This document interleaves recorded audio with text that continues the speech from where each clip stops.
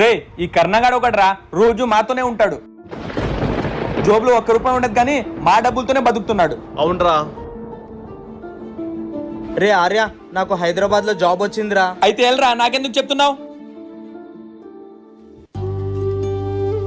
నేను వెళ్ళొస్తానమ్మా. జాగ్రత్తగా వెళ్ళిరారా.